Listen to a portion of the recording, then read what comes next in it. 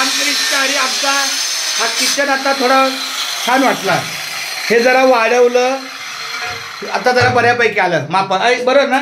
त्यांनी त्यावेळेला तेवढेच ठेवलं होतं ते आमची मंडळी जाऊ द्या काय असं नाही. पण आता ती काय म्हणली तिथं गॅसनंच संपलं मग भांडी कुंडी ठेवायला ताटं वगैरे ठीक आहे. आता बोलू इकडे बघू.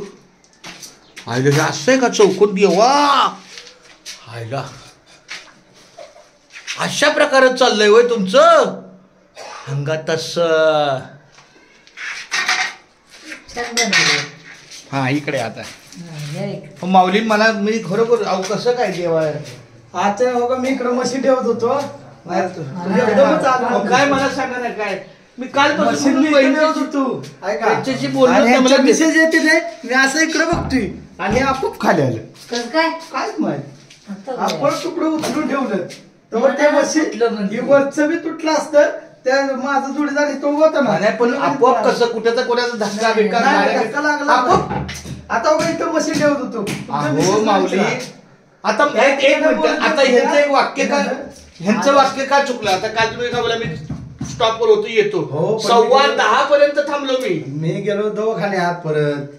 आता मला सांगा 14 तारखेपासून माणसाची वर्दळ चालू आहे का तुमचं कुठंतरी चालण्यात चुकलं तेव्हा ते पडलं. मग आता याच्या 13-14 दिवस अगोदर नव्हतं का ते म्हणजे मग असं नाही पण नाट झाला ना शेवटी ते त्यापासून बोलत माझं.